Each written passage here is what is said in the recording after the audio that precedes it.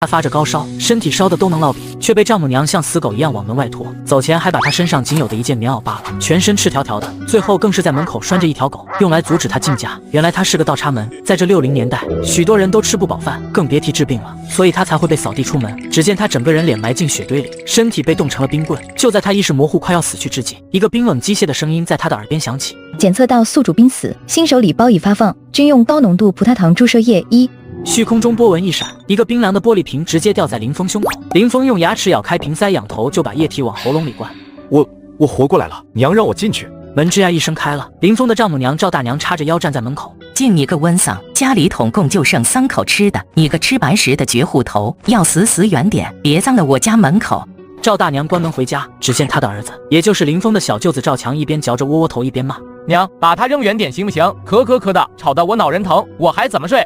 炕角，林峰的妻子赵秀秀缩成一团，抽泣不敢抬头。娘，外面这么大雪，林峰还发着烧，这一夜会冻死的。冻死那是他命薄。秀秀，我告诉你，这窝头是你弟明天的救命粮。你要是心疼那个废物，你就抱着铺盖卷跟他一块滚。赵秀秀浑身一抖，立刻闭嘴，把头埋得更低。睡觉，谁再敢提那个丧门星，老娘撕烂他的嘴。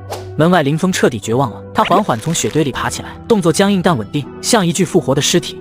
好，真好，赵家，这可是你们自己选的。我作为一个知青，给你们赵家倒插门，平日里做牛做马，累死累活，现在看我高烧不退，就要把我往门外扔，让我活活冻死。很好，我林峰记住你们了。警告：宿主生命体征急速下降，核心体温34度，距离死亡还有1小时59分。不知道这是什么东西，但我肯定这东西是帮我的。刚才给我一瓶葡萄糖就是证明，看来老天也看我林峰可怜，让我活。林峰踉踉跄跄撞进村里的破庙，膝盖一软，整个人栽进发霉的干草堆里。丁，开始检查物资数据。林峰眼前的世界变了，破庙原本漆黑的角落，此刻在他眼里全是数据流。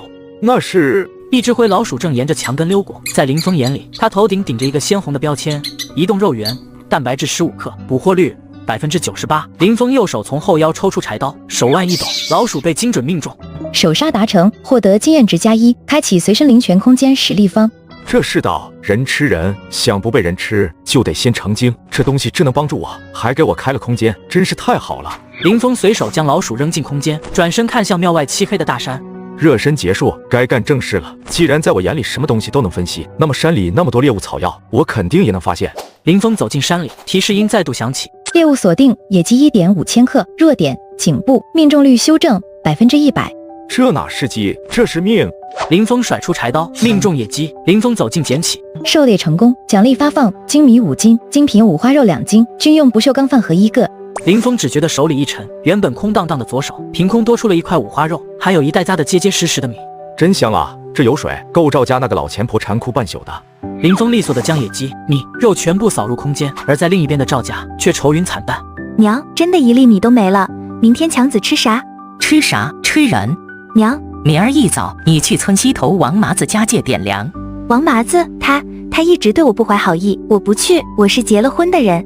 结了婚，你男人今晚就冻死在山里了，你就是个寡妇，寡妇门前是非多，借点粮怎么了？你是想饿死你亲弟弟？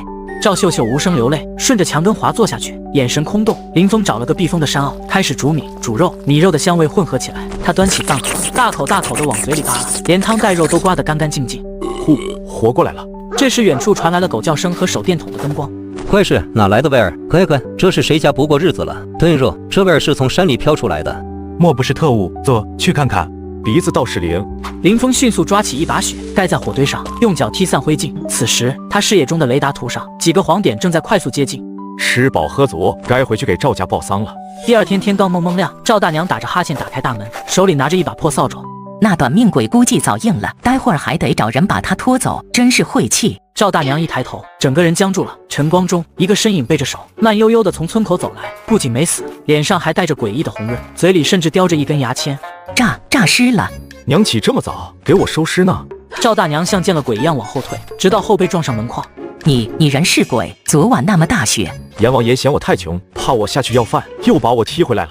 这时赵强披着被子冲出来，鼻子耸动得像个猪头。哟，好香的肉味！娘，这废物身上有肉味。肉好啊，林峰，你个吃里扒外的东西，家里揭不开锅，你在外面偷吃独食。他还活着，而且看起来气色很好。把肉交出来，那是我的。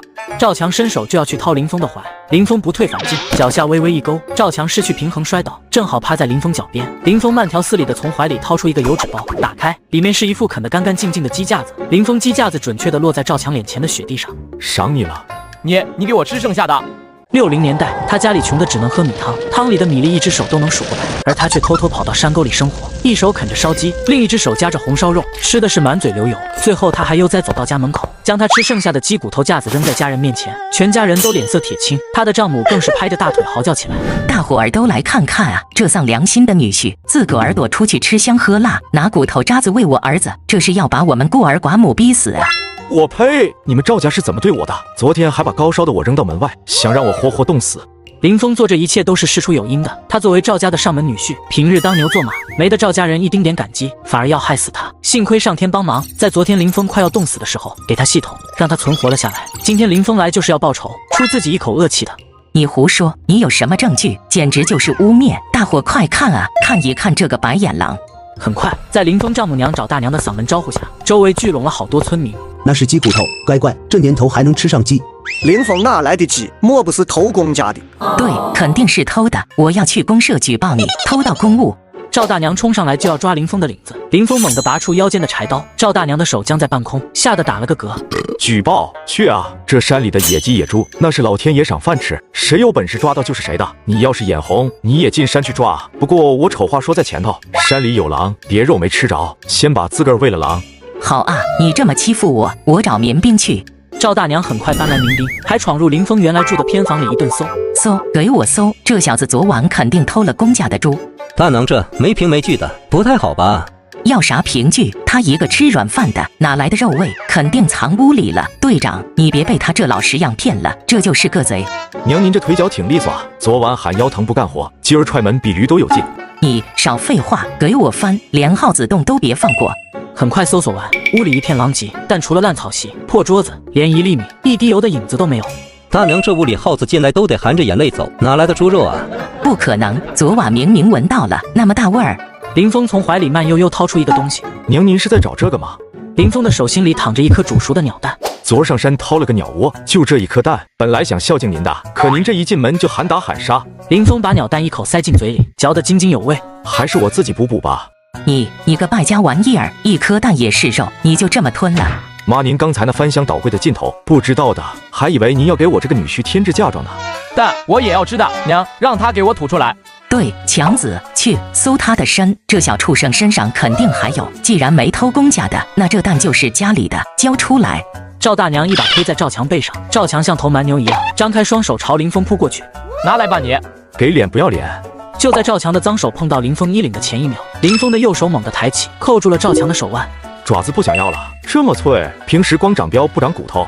强子，我的儿啊，林峰，你敢打我儿子，我要你的命！麻子，王麻子，死哪去了？你表弟被人废了。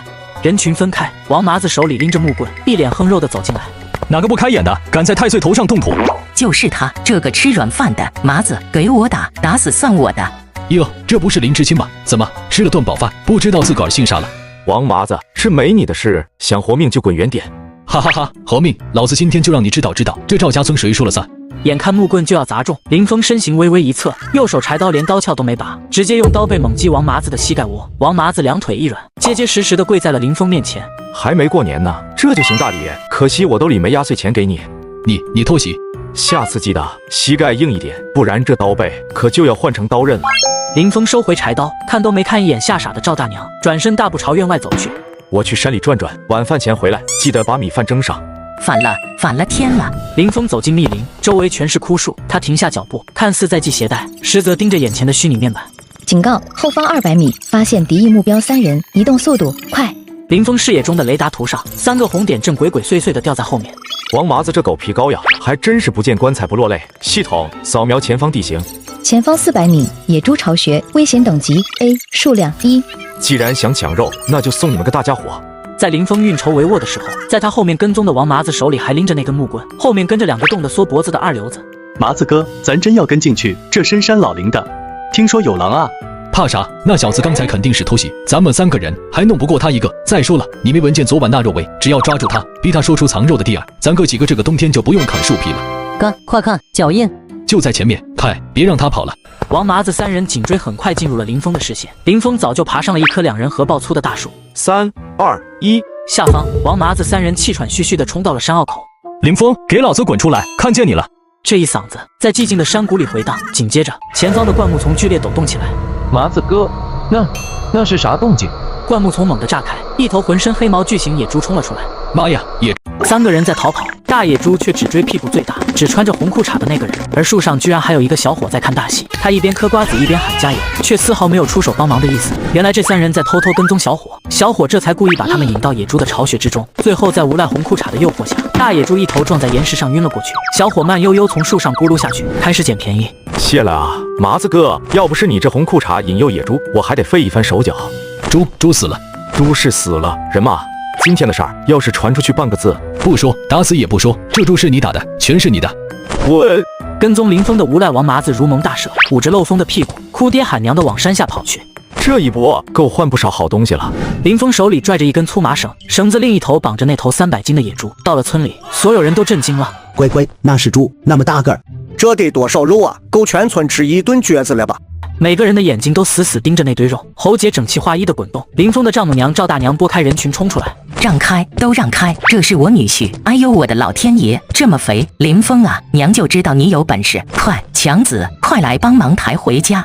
慢着，咋了？回家啊？这一大堆肉得赶紧腌起来，不然坏了。这猪是我拿命换的，跟赵家没关系。你说啥？你是我女婿，你的就是我的。你敢吃独食，信不信我让大队把你抓起来？抓我？这猪是我在深山老林里搏命杀的，公社有规定，猎户打的野味归自己处置。你要是不服，现在就去叫大队长。林峰突然举起柴刀，利索地砍下一条后猪腿，走向人群角落里的张大爷。平时没少偷偷塞给林峰红薯。张大爷，这腿给您，拿回去炖汤喝。这是不的，拿着。你宁愿给个外人，也不给你娘，也不给你弟弟。赵家的，叫他一声，看他答不答呀。林峰拖着残缺的野猪，头也不回地朝村外走去，那是通往临县黑市的方向。到了黑市巷子口，2个穿着军大衣的壮汉拦住了去路。干什么的？生面孔啊！进货也出货。呀，清晨啥好东西？林峰解开袋口一角，露出一抹鲜红的瘦肉和雪白的肥膘。这陈四刚杀的。我要见刘胖子。守卫赶紧进屋通报，此时屋里坐着一个300斤的胖子，正愁眉苦脸地看着账本。这年头有钱没货，黑市也难做。大哥，来了个硬茬子，带了至少200斤肉，快抢！林峰进了屋，把麻袋往地上一扔。好东西，全是野猪肉，兄弟，这货我全包了，你要多少钱？不要钱。不要钱？那你要啥？金条、袁大头、细粮票、工业券，有多少要多少。兄弟是个明白人，这年头钱是纸，票才是命。刘胖子数出一大叠票据，这是全县半个月的细粮票存量，外加3张自行车票，1张冯院机票，够不够？成交。林峰转身欲走，刘胖子突然叫住他：兄弟，身手不错，货源也硬，以后有这种好东西，认准这张特供烟标来找我，价格上浮2成。在这个世道，肉是命，但票是尊严。谢了。林峰走出黑市，到了供销社，一个中年女售货员正打着瞌睡。晚上粗粮票左边排队，细粮票右边窗口。林峰走到细粮窗口，掏出厚厚一叠细粮票推过去：20斤白面，10斤大米，再打5斤豆油。哟呵，这么多细粮票哪弄的？这票面咋沾了灰？票是真的就行，供销社规矩，见票供货，还要查户口本不成？等着，细粮库防线班，穿得破破烂烂，票倒挺硬实。突然，一个戴眼镜的干部皱眉走出：吵啥呢？没见顾客等着。同志莫怪，新来的不懂事。您这票够换30斤精白面，另加10斤菜籽油配额，要不要？再加5斤玉米面，麻袋装。有富余的肥皂票、棉花票也对点。片刻后，售货员吭哧吭哧扛出3个鼓囊麻袋。米袋有霉味，换一袋。这今早新开的多。换，赶紧换！同志好眼力，前2天下雨漏了房顶。林峰验过新米，拎起麻袋甩肩扛稳。下月初我还有批山货，要留票。好说，咱这儿不票，工业券管够，您认准我这窗口。行，走了。林峰大采购后，在自己所在的赵家偏房深夜蒸馒头，香味飘了出来。正房内赵强在床上翻来覆去，肚子叫得像打雷。他突然坐起来吸鼻子：娘，这是啥味儿？好像是白面馒头。别瞎说，这年头谁家吃得起白面？做梦呢吧？不行，就是那个废物的屋里飘出来的，我要去看看。赵强冲到门口，却被赵大娘拉住：别去，白天刚吃了亏，你忘了手腕疼了。我不管，我要吃馒头，我不吃就要我死了。姐，你去给我要。娘，强子，林峰他现在去啊！你是他媳妇，吃他个馒头怎么了？快去，要不回来别进屋。赵秀秀无奈，只能硬着头皮敲响了林峰的房门。林峰，开门。门开了，一股浓郁的麦香味扑面而来，差点把赵秀秀熏个跟头。林峰手里拿着一个刚出锅的大白馒头。那个，强子饿了，能不能？强子饿了，关我屁事。林峰，咱们是一家人。一家人？我发烧快死的时候，你们这一家人在哪？想吃可以拿你那个宝贝弟弟的私房钱来换。私房钱那是娘给强子娶媳妇的。没有，那就回去睡觉，梦里啥都有。说完，林峰毫不犹豫要关门，这时赵秀秀一把挡住门。60穷苦年代，男人在屋里偷偷吃大白面馒头，而他的老婆却趴在门外向他讨饭，端着一个破碗，肚子饿得咕咕叫。男人吃饱后还向自己老婆卖馒头，一个馒头10块钱，还是概不还价的那种。但是更加让人震惊的是，男人的老婆居然点头答应了。等等，我去拿。林峰的妻子赵秀秀转身跑向主屋，眼神里第一次有了决绝，那是对食物的渴望战胜了对母亲的恐惧。赵秀秀溜进屋，她看到她母亲赵大娘枕头底下露出的一角蓝布包。对不起了娘，我也想活。赵秀秀打开布包，只抽了2张，然后迅速把布包塞回去。肉，我的肉。赵秀秀吓得心脏骤停，确认没醒后，转身就跑到了林峰屋。真钱，行，算你识相。林峰随手把钱揣进兜里，从锅里抓起2个大馒头，塞进赵秀秀怀里。吃吧，别噎死。赵秀秀捧着馒头，眼泪掉下来，大口咬下去。好香，真的好香。她狼吞虎咽，噎得直翻白眼，却舍不得停下来。这是她这半年来吃的第1顿饱饭。慢点吃。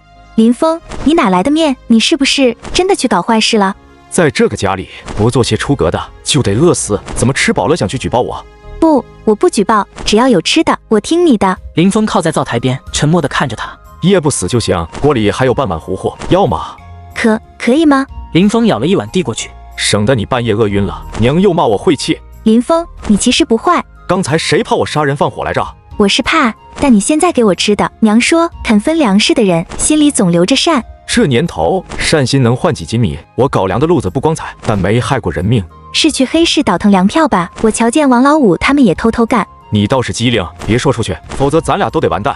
我不说，你给我饭吃，我帮你望风。傻丫头，这浑水你趟什么汤？我不是丫头，我能干活。娘藏粮的地窖，村长家囤货的仓库，我都知道在哪儿。为什么帮我？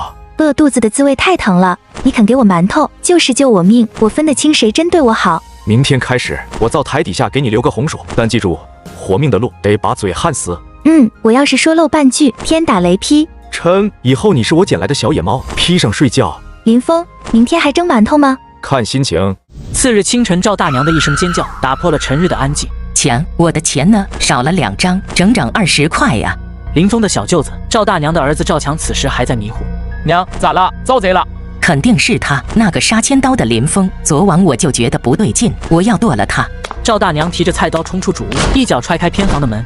林峰，把钱交出来！然而眼前的景象让他愣住了。赵秀秀正跪在地上给林峰擦血。娘大清早的动刀动枪，也不怕闪了腰。娘，别动手！秀秀，你给我滚开！这小子偷了家里的钱，我要劈了他！钱是秀秀拿来买馒头的，怎么您儿子吃的，您闺女吃不得啊？你个吃里扒外的东西，你也跟着他反了！够了！林峰将手里那张纸拍在赵大娘面前，纸上歪歪扭扭写着几个大字：分家协议书。既然你看我不顺眼，我也懒得伺候你们这一家子吸血鬼。签了这个，以后我吃肉你们喝汤；不签，我吃肉你们看着。赵大娘抓起协议书撕得粉碎。做梦！你是入赘的，生是赵家的人，死是赵家的鬼，想分家，除非我死。娘撕了协议书，撕得掉这家里的穷根吗？您真当我是赵家的鬼？可惜我这鬼只想吃口饱饭，顺便让秀秀这样的自家人也尝尝白馍的滋味。烦了，真是烦了！入赘的狗也敢呲牙，要不是赵家收留你，你早饿死在山沟里了。收留是让我当牛马？您枕头底下压着粮票，缸里藏着米，秀秀饿得啃树皮，您倒惦记着肉。这赵家的门，我早不想跨了。秀秀是我闺女，我打骂有我，你算什么东西？我算个人！分家协议白纸黑字，东屋归你，西屋杂房和村头2亩荒地归我，每年我贴补你3成粮，从此两清。不然您偷藏公社粮食的事，明天我就报到大队。你敢威胁我？是您教我的。这年头，要么饿死，要么撕破脸。签协议，您还是娘；不签，我就带着丫头单过，看谁给您扛翻摔盆。天杀的赘婿要逼死丈母娘啊！哭够了按手印。秀秀，去灶台把红薯拿来，以后咱家的粮，娘得学着分一分了。你做梦，我就是死了也不会分家，让你这个赘婿得逞的。那好，从今天起，赵家连汤都没得喝。林峰提着半袋面走到院子里的泔水桶前，我把白面倒进泔水桶里，看你赵家人还能无动于衷的。既然不分家，那这面留着也是祸害。白面那是我的。你干什么？住手！你这个天杀的，这么糟蹋粮食啊！林峰手腕一翻，哗啦一声，雪白的腹腔粉像瀑布一样倒进了发臭的泔水桶里。我的面啊！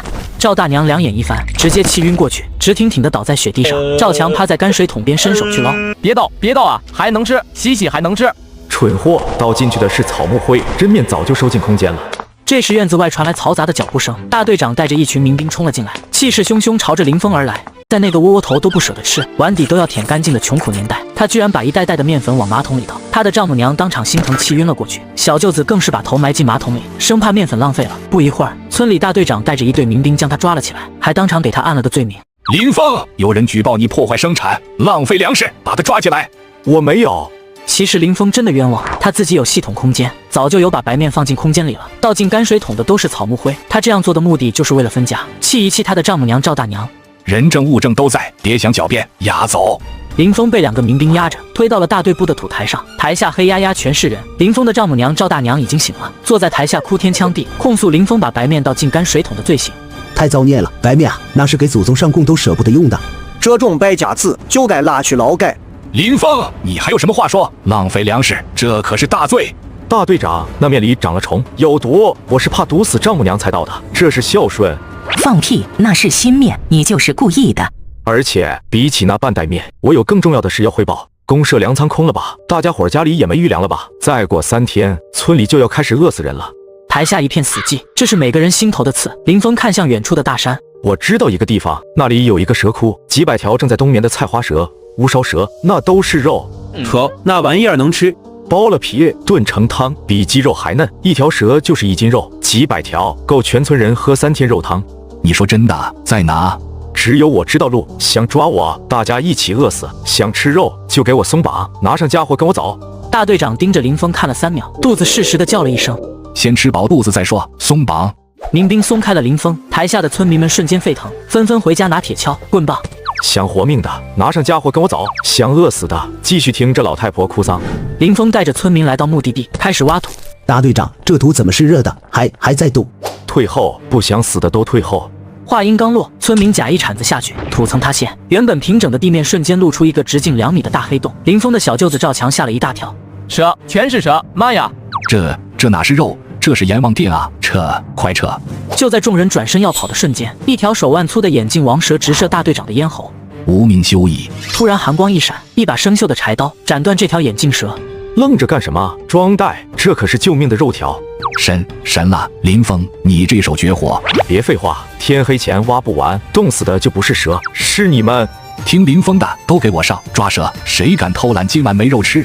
村民们眼里的恐惧消失了，取而代之的是对肉的渴望。他们像疯了一样冲向蛇窟，用手抓，用铲子铲。在这个世道，怕死没用，得比死神更狠。在全村人的努力下，几百斤蛇肉运回村，在村口打谷场，3口大铁锅架在打谷场中央，剥了皮的蛇肉段在锅里翻滚，浓郁的肉香让围观的村民不停地吞咽口水，声音响成一片。排队，都排队，按户口分，一家一勺。赵大娘挤在最前面，手里拿着一个洗脸盆那么大的洋瓷盆，把后面的小孩挤得哇哇乱叫。我是贫农，我家3代贫农，给我盛满，多捞点肉，别光给汤。一只手伸过来，直接拿走了大队长手里的铁勺。是林峰。大队长，这蛇是我带人抓的，怎么分？是不是得我说了算？对，听林峰的，他是手工。王麻子，过来。之前欺负过林峰的王麻子战战兢兢地上前，林峰给他盛了满满一大勺肉，全是实打实的段子。谢林哥，以后林哥真拿我打呢。下一个。林峰给每家每户都分了肉，连村里的孤寡老人都分到了。最后轮到了赵大娘。赶紧的，我和强子都饿1天了，给我盛那块大的。这不是要把我送进去的丈母娘吗？一码归一码，这是集体的肉，我有份。想吃？抢！林峰手腕一翻，那勺肉汤连带着肉块全部倒进了旁边正在摇尾巴的大黄狗的破碗里。这狗都知道看家护院，有些人啊，连狗都不如，给它吃那是浪费国家粮食。你宁愿喂狗也不给我？对，因为狗不会反咬一口，想吃肉自己进山抓去。林峰，你等着，我不活了，我要去告你，告你虐待老人。赵大娘把盆狠狠摔在地上，披头散发地冲出了人群，往公社方向跑去。第二天上午，赵大娘带着几个纠察队员来到林峰的偏房。同志，就在那个坏人就在屋里，我亲眼看见的。他屋里藏着白面、猪肉，还有好几瓶酒，都是黑市来的。围起来，一只苍蝇也别放跑。同志，是不是有误会？林峰同志昨天还带我们抓蛇抗灾。公是公，国是国，私藏物资是底线，闪开！脆弱的木门被一脚踹开，冷风灌入。门坏了，得赔2块钱。林峰，有人举报你私藏违禁物资，站起来接受检查。林峰，你完了，把你藏的那些好东西都交出来。同志，搜炕洞，搜柜子，肯定在里面。丈母娘，饭可以乱吃，话不能乱说。这要是搜不出来，诬告先进社员，可是要蹲大牢的。赵大娘心里咯噔一下，但想到昨天的白面，顿时咬牙切齿。不可能搜不到，我拿脑袋担保，就在这屋里搜。嘴硬是吧？给我搜，掘地3尺也要找出来。这位队长，要是我屋里搜不出来你说的东西呢？搜不出，那就是这老太婆诬告，但前提是让我们先搜，所有人搜。几个纠察队员如狼似虎地扑向柜子、炕洞。林峰嘴角勾起一抹不易察觉的冷笑。就在纠察队员的手触碰到柜门的前0.1秒，林峰意念一动，收。林峰意念一动，所有东西都放进了空间。纠察队员像拆迁队一样把炕席掀了，然而什么都没有，别说白面猪肉，连1粒米都找不到。这就你说的投机倒把，这就你说的满屋物资。老太婆，你耍我们玩呢？不可能，绝对不可能！昨晚我明明看见的，那半袋子白面还有肉，那么大一块肉。赵大娘像疯了一样推了一把林峰。是你会妖法，你把东西变没了。同志，他是妖怪，抓他，快抓他！可，丈母娘，为了省下口粮给小舅子吃，你也不用编这种瞎话来害我吧？我这屋里要有白面，我至于饿得浮肿吗？娘，林峰真的没藏东西，你别闹了。你个赔钱货，你也帮着他骗我。过了，大雪封山，我们骑了20里地过来，就为了看你发疯，这是谎报军情。同志，既然来了，也不能空手回去，我也要举报。我举报赵大娘私藏集体财产。你放屁！林峰指着窗外的鸡窝，有没有私藏？挖开鸡窝底下那块青石板就知道了。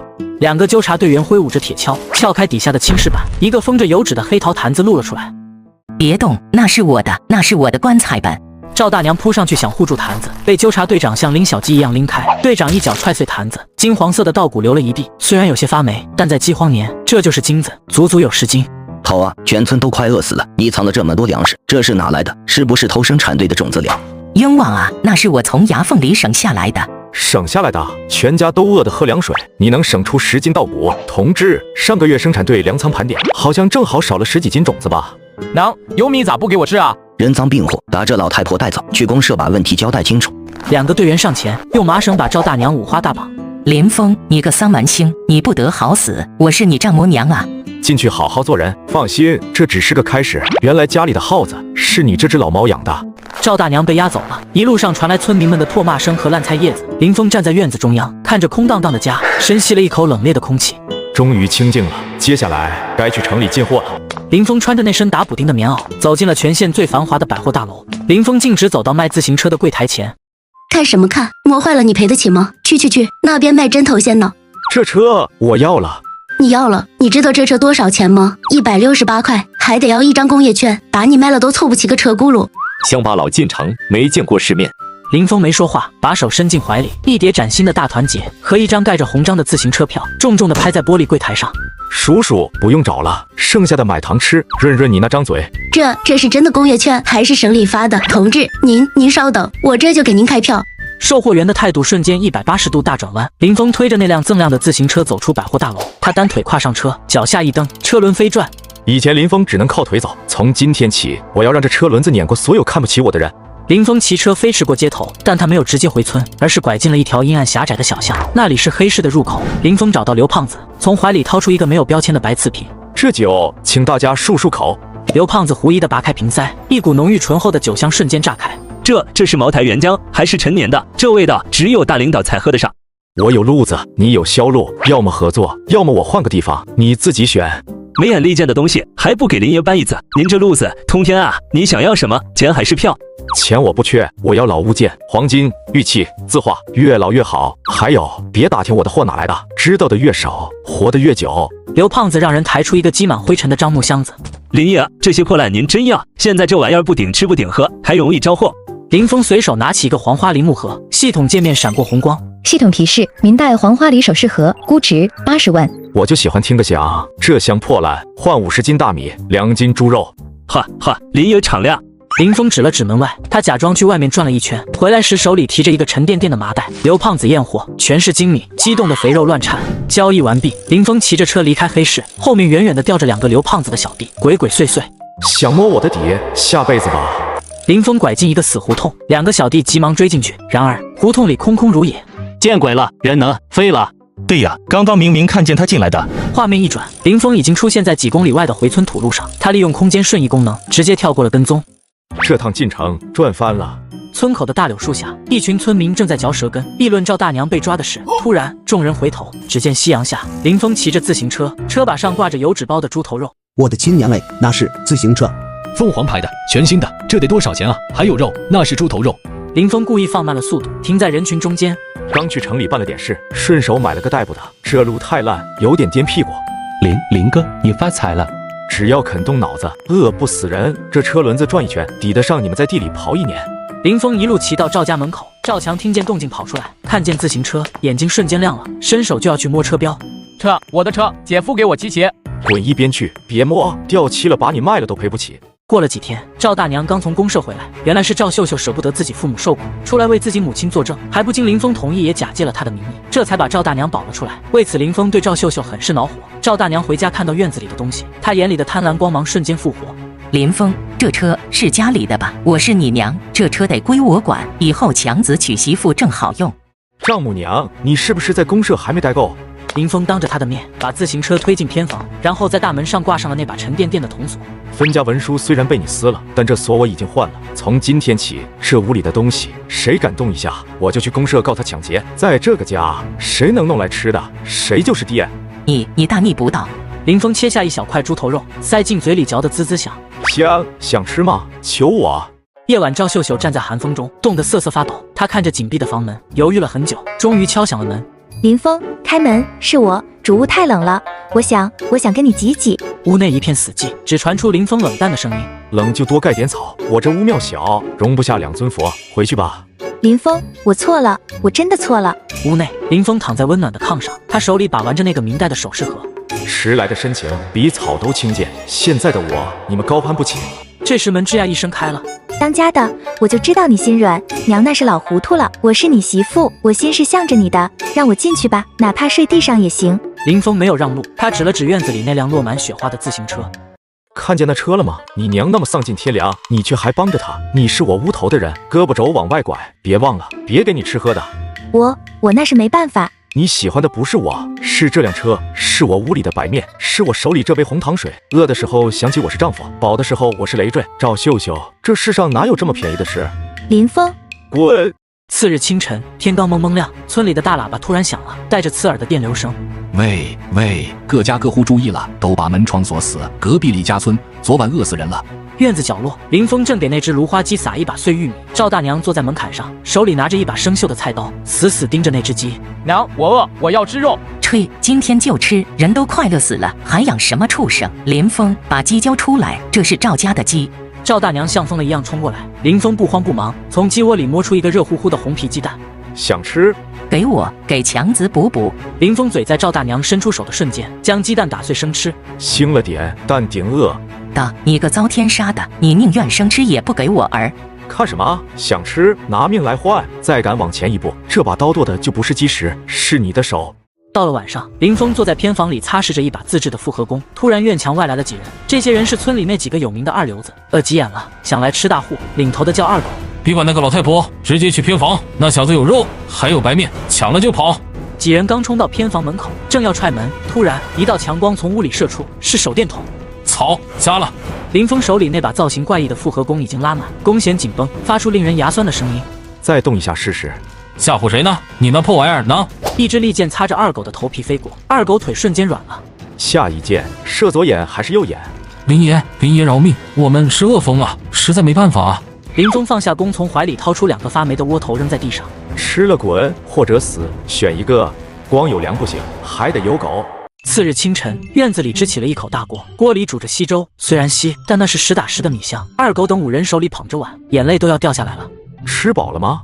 饱了，林爷，以后这条命就是您的，您指哪我打哪。我不养闲人，从今天起，你们轮流守夜，谁敢靠近这院子10米，腿打断。还有，这院子里除了我，其他人要是敢偷拿一针一线。林峰捡起地上一块红砖，红砖在他手里变成了碎渣。二狗等人吓得脖子一缩，更是敬畏。林峰回屋后，赵大娘鬼鬼祟祟地摸到煤堆旁，想偷2块煤球回屋烧去，被人阻拦。谁呀？我是这家的长辈。长辈，林爷说了，这院子里的东西都姓林。老太婆，再敢手脚不干净，别怪我不尊老爱哟。你们是林峰养的狗吗？给林爷当狗，有饭吃，给你当长辈，得饿死啊！滚！就在这时，村口突然传来一声巨响，像是土枪走火的声音。二狗脸色一变，赶紧上门叫林峰。林爷，不对劲，脚步声很乱，还有马蹄声，是独眼龙那帮真正的土匪下山了。终于来了！关门，打狗，个把毛贼罢了。系统早就提示我了，这伙人根本没啥危险。此刻，在村口，独眼龙手里的土枪黑洞洞的枪口指着大队长的脑袋，周围是一圈拿着大刀长矛的土匪，个个凶神恶煞。老东西，嘴挺硬啊！我再问一遍，听说你们村有个财主骑凤凰车吃猪头肉，把他交出来，我饶全村不死。突然，独眼龙朝天放了一枪，村民们吓得尖叫，人群开始骚动。别杀我，我知道，在赵家。土匪们很快包围了赵家院子，赵大娘被2个土匪从人群里拖了出来，扔在独眼龙马前。你是这家的人，那财主是你什么人？大王饶命！大王饶命！那是林峰，是我女婿，东西都是他的，跟我没关系呀。他在偏房，他屋里有白面，有肉，还有古董，你们去找他，别杀我。好一个丈母娘，去把门给我轰开！就在土匪准备撞门的时候，林峰手里没有拿武器，而是端着一个冒着热气的茶缸子出来了。吵什么？喝口茶都不安生。全场死寂，几十双眼睛盯着林峰。独眼龙跳下马，枪口直指林峰眉心。小子，挺狂啊！信不信老子给你脑袋开个瓢？林峰瞥了一眼枪管，系统界面闪过数据。系统提示：自制土枪，膛线磨损90%，激发装置老化，炸膛率55%。汉阳造的底子改成了滑膛枪，但这撞针生锈了。你扣一下试试，运气好我死，运气不好你这只手加上半张脸就没了。疯批，老子崩了你！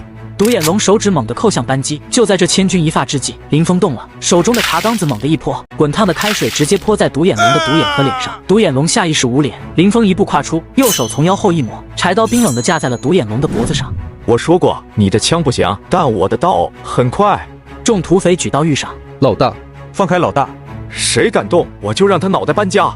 林峰压着独眼龙走在最前面，后面跟着20几个土匪。因为林峰刚才说他在山里有个地窖，藏了500斤腊肉。小子，要是没肉，老子把你剁成肉酱！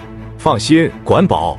前方是一片枯草地，那是林峰之前为了抓野猪挖的陷阱区，里面布满了倒刺和捕兽夹。系统视野里，一个个红色的骷髅头标记在闪烁。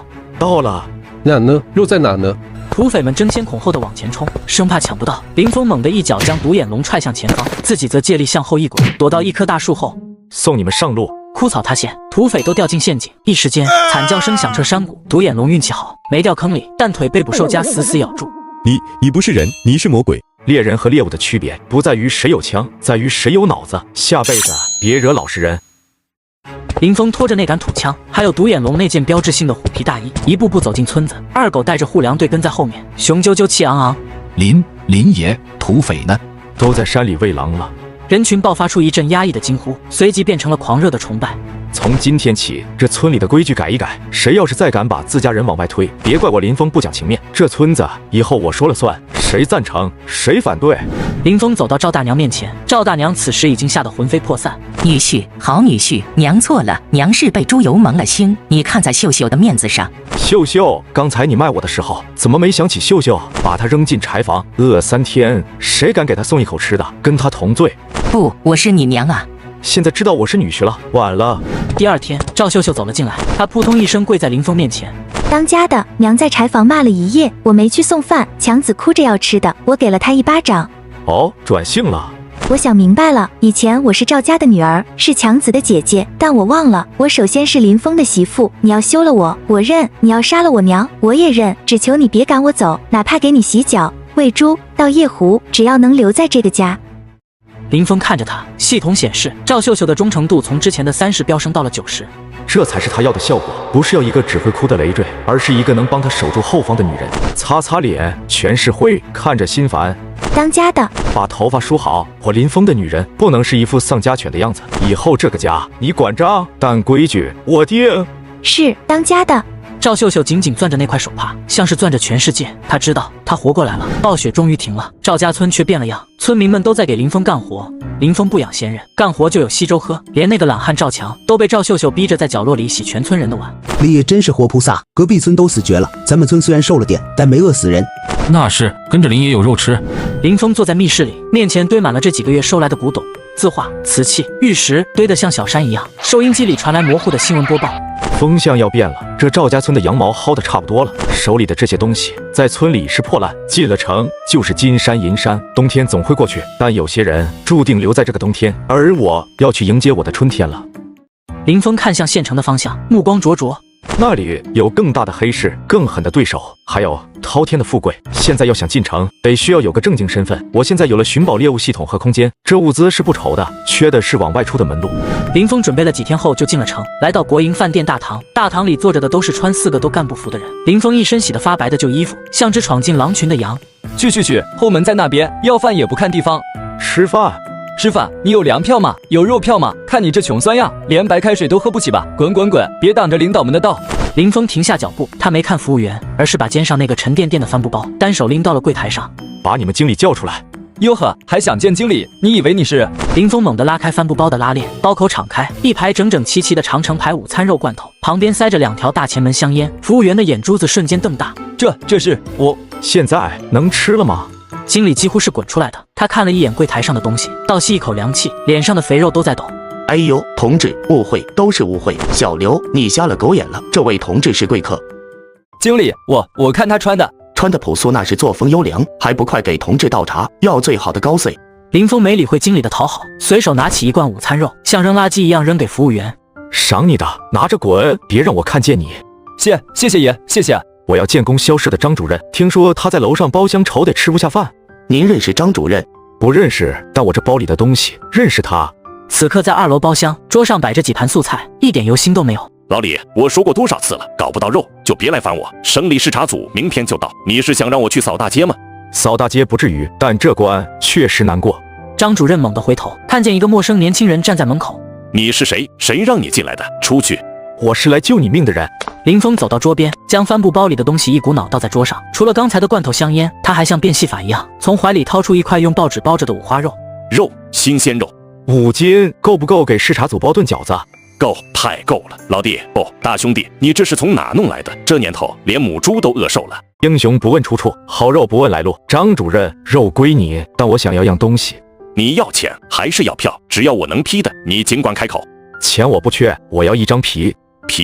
我要供销社采购员的身份，红头文件，盖公章，全县通行的那种。这是正式编制，得上面。张主任，这5斤肉只是见面礼，如果你点头，以后每个月我都保你有这个数。林峰伸出一根手指，10斤，100斤。张主任的瞳孔剧烈收缩，在这个饿死人的年代，100斤肉意味着绝对的权利，意味着他能横着走。干了，特事特办，我现在就给你写聘书，谁敢拦着，老子拿肉砸死他。张主任从公文包里掏出钢笔和信纸，笔尖在纸上飞快滑动。有了这层皮，我看谁还敢说我是盲流。赵家村，我林峰回来了。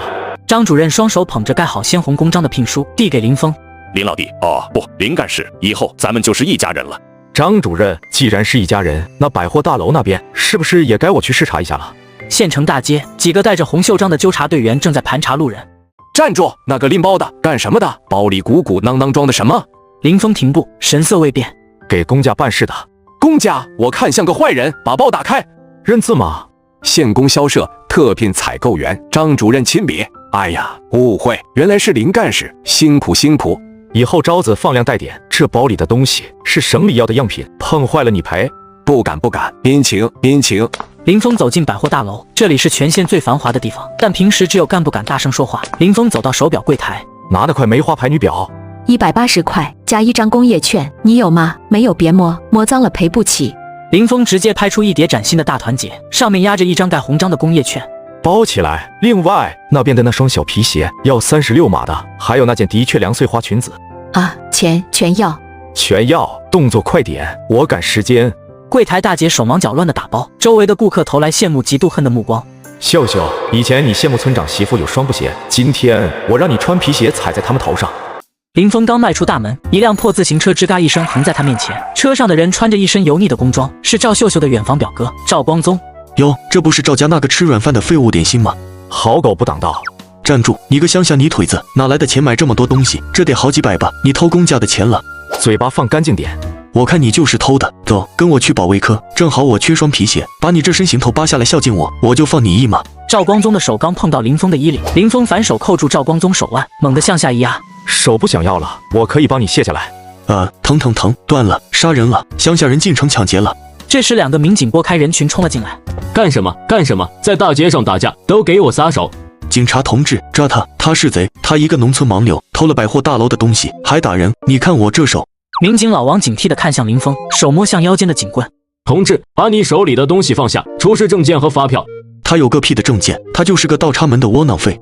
林峰松开手，淡定地从怀里再次掏出那个红本本。警察同志，我是供销社新聘的采购员，这是我的证件，这是百货大楼刚开的发票。这人拦路抢劫国家干部，还污蔑公职人员，我这是正当防卫。民警老王接过证件，反复看了3遍，又看了看发票，确认无误。你说他是盲流？对啊，他就是。瞎了你的狗眼！这是供销社的林干事，你当街污蔑国家干部，还要抢劫采购物资。干事。带走，回所里好好审审，看他是不是敌人搞破坏。赵光宗被像拖死狗一样拖走，一路哭爹喊娘。林峰大步走向张主任特别给他提供的卡车。城里的路太宽，把有些人的心养野了。既然不会走人道，那就去牢里学学怎么做人。林峰跳上解放牌大卡车的驾驶座，发动引擎。下一站赵家村，秀秀接你回家。一辆解放牌大卡车像头钢铁巨兽冲进村子，停在打谷场中央，全村人都跑出来了。乖乖，这是上面来发救济粮了。让开！我是贫农代表，这粮的先分给我家。驾驶室门打开，林峰跳下车。林峰，那个废物！林峰无视所有人，径直走向角落。秀秀，赵秀秀穿着那件破棉袄，手在冰水里泡得通红。她呆呆地看着走过来的林峰，仿佛不认识了。别洗了，这水太凉。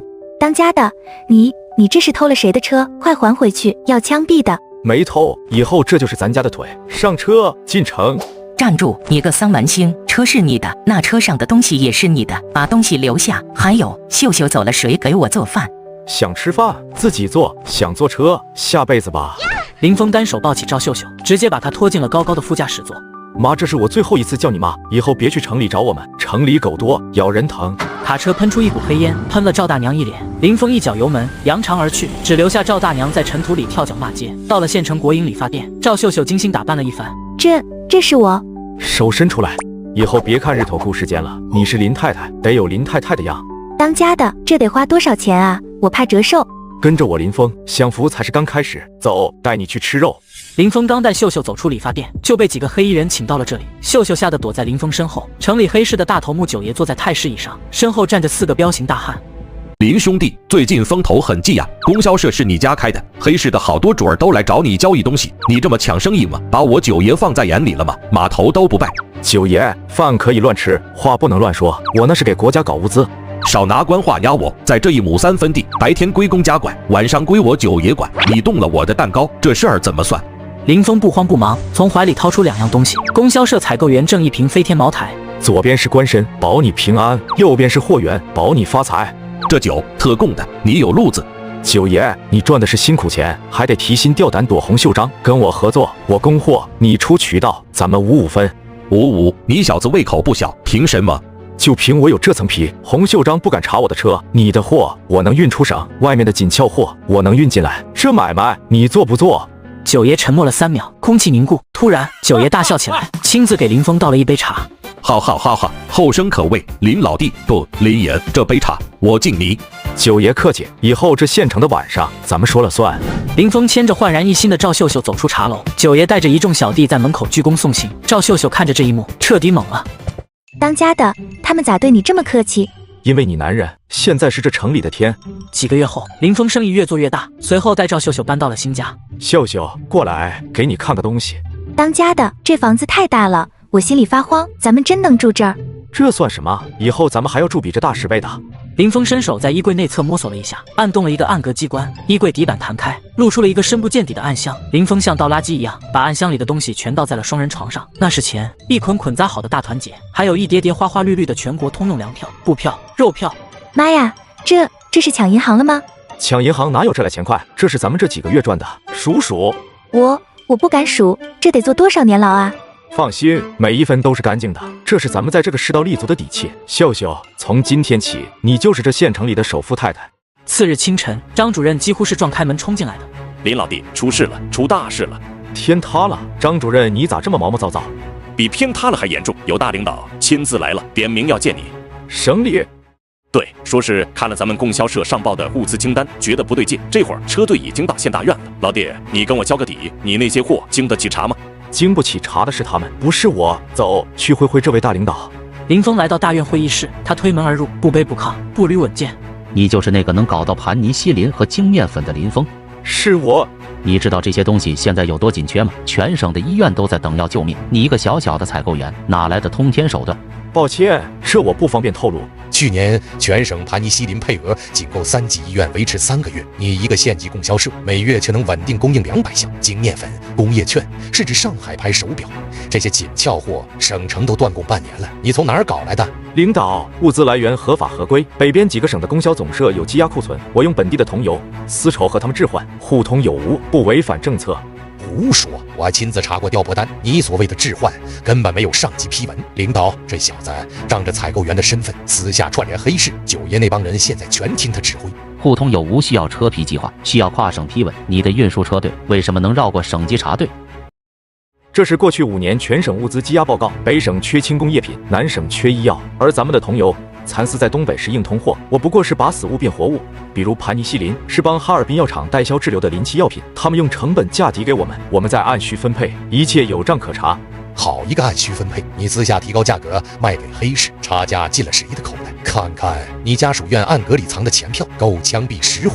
全场哗然，省领导皱眉接过照片，林峰瞳孔微缩，县长竟已派人潜入自家搜查。够了，所有账目封存，先调查。领导，我知道你是好心，但是上面政策放开了，我们做事也不要那么死板。领导，我随时配合调查，但灾区的药品、春耕的化肥等不起，只要你一句话，明天我能让20车皮物资进站，合法合规。先解决物资，至于你，明天跟我去省里单独汇报。领导，手段不重要，结果才重要。如果我能保证每个月都有这批货，您是抓我还是用我？全场死寂，所有人都屏住了呼吸，这是在公然挑衅权威。你能保证？只要政策允许，我有多少就能供多少，甚至更多。我就喜欢你这股狂劲，现在的形势就需要你这种能干实事的人，特事特办。我给你批条子，成立全省第1个物资调剂中心，你当主任，直接对我负责。成交。林峰走出县委大院，手里拿着那份沉甸甸的红头文件，阳光洒在他身上，仿佛镀了一层金。风口来了，猪都能飞，而我是那个造风的人。时间匆匆而过，很快来到1985年，这是一场迟到了20年的婚礼。赵秀秀穿着喜庆的婚服，虽然眼角有了皱纹，但笑得比少女还甜。林先生，您愿意娶赵秀秀女士为妻吗？无论贫穷还是富贵。虽然我们已经富贵了，但我永远记得那年大雪，你把唯一的半个红薯藏在怀里给我吃。秀秀，这辈子下辈子我都只要你。当家的。林峰给秀秀戴上一枚巨大的钻戒，全场掌声雷动，喧嚣散去。林峰独自走进书房，墙上挂着那把生锈的豁口柴刀。宿主已完成全村吃饱终极任务，系统即将解绑，再见，宿主。再见，老伙计。林峰走到窗前，看着窗外繁华的都市夜景，那是他一手打造的商业帝国。饿肚子的日子再也不会有了。